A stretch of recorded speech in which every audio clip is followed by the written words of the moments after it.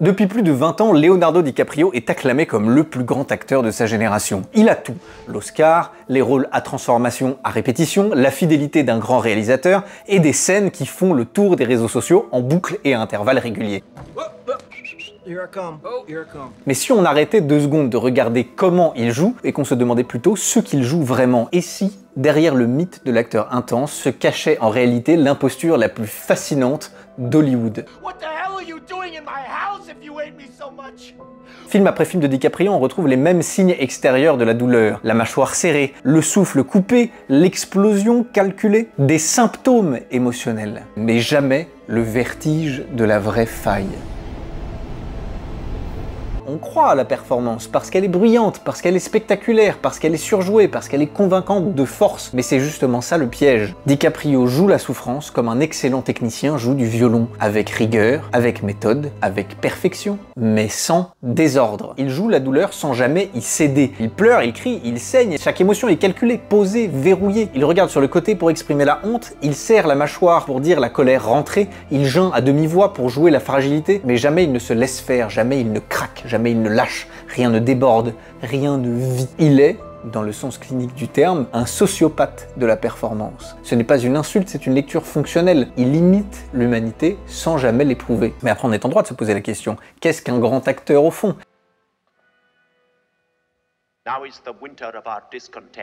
Pour moi, un grand acteur, ce n'est pas un acteur parfait, ce n'est pas un acteur démonstratif, c'est un être hypersensible.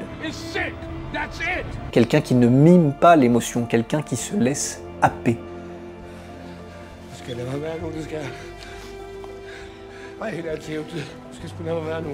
Quelqu'un qui ne joue pas la douleur, qui accepte d'être traversé par elle.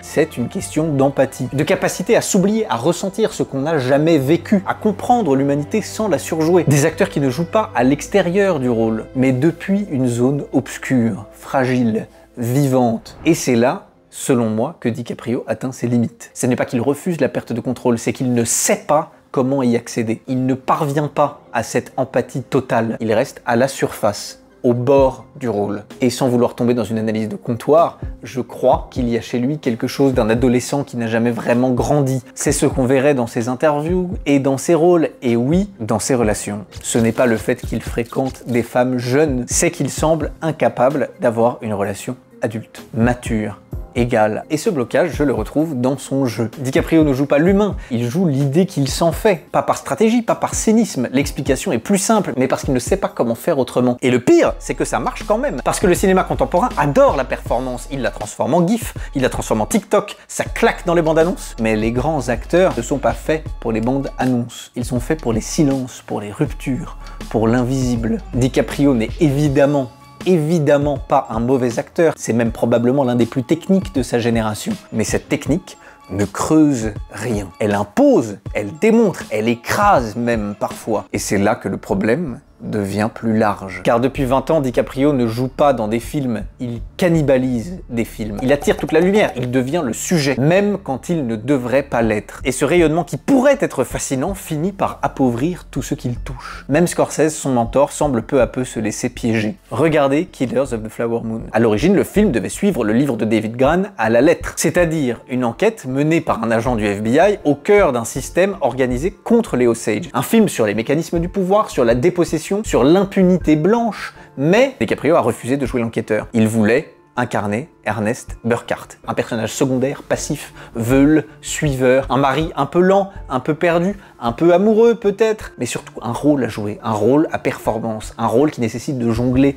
entre multiples aspects d'un personnage complexe. Et pour lui offrir ce rôle, il a fallu réécrire le film, détruire l'enquête, fragmenter la narration, faire de l'histoire d'un peuple prospère exterminé un mélodrame conjugal, un film de regret au lieu d'un film de révélation. Le résultat, un film affaibli, désaxé.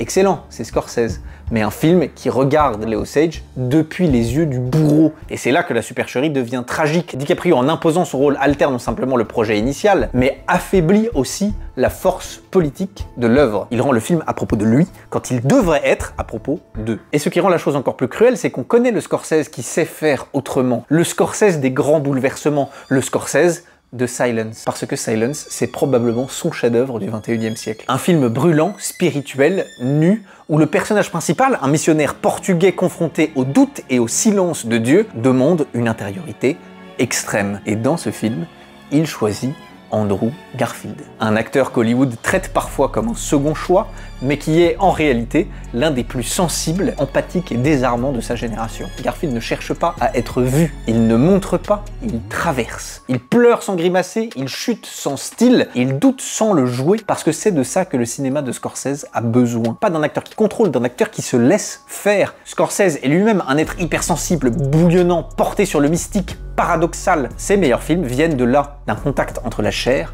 la grâce et la faute. Et si Robert De Niro fut son double dans les années 70-80, ce n'est pas à cause d'une posture virile ou du mythe d'une grande gueule italienne, c'est parce que De Niro était l'homme le plus sensible que Scorsese connaissait. Un acteur capable de disparaître, de devenir obscur, opaque. DiCaprio, lui, est son contraire. Il veut être compris. Il veut qu'on dise devant ses performances « Regardez comme je souffre ». DiCaprio a passé sa vie à fuir l'image du jeune premier romantique que lui a laissé Titanic. Il a cherché des rôles à Oscar, alcoolisme, névrose, culpabilité, mutilation, mais ce sont toujours les mêmes hommes. Des hommes qui saignent, oui, qui hurlent sans problème, qui tombent à genoux, aucun sujet, mais qui, jamais, ne lâchent prise. Parce que DiCaprio ne veut pas s'effondrer, il veut qu'on le voie jouer l'effondrement. Et c'est ça, la grande escroquerie émotionnelle. Pas une fraude par incompétence, évidemment, mais une fraude par perfection technique. Mais qu'on soit clair, on a tous aimé des films avec Leonardo DiCaprio. Le problème n'est pas ce qu'il est, le problème c'est ce qu'il est devenu. C'est ce qu'on a fait de lui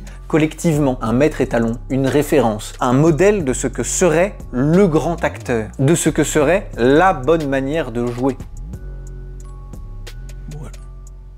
Et c'est cette idée-là qu'il faut interroger. Parce que cette idée est en train de figer une génération entière, de dicter ce qu'on valorise, ce qu'on produit, ce qu'on finance. Et quand des cinéastes aussi puissants que Martin Scorsese et que Paul Thomas Anderson placent systématiquement DiCaprio au cœur de leur projet, ils ne le font pas par passion. Ils le font parce qu'il faut DiCaprio pour monter un budget à 200 millions de dollars. Parce que son nom rassure, sécurise, garantit. Mais à quel prix ? Scorsese pourrait faire des chefs-d'œuvre avec Andrew Garfield, avec Michael Fassbender, même avec Adam Driver. Des acteurs poreux, inquiets, incertains, sensibles. Des hommes capables de se perdre dans un rôle plutôt que de l'annexer. Mais Scorsese ne peut plus faire ça. Parce qu'il est, lui aussi, prisonnier du système DiCaprio. Et c'est ça le plus triste. Ce n'est pas que Leonardo DiCaprio soit une fraude, c'est qu'il soit devenu la norme, l'acteur type du cinéma de prestige, l'illusion d'un jeu profond. Là, on aurait besoin d'un abandon réel. Peut-être qu'il est enfin temps d'arrêter de confondre performance et présence. Distinguer ce qui se montre ostentatoirement de ce qui se touche et se laisse toucher. Peut-être qu'il est temps,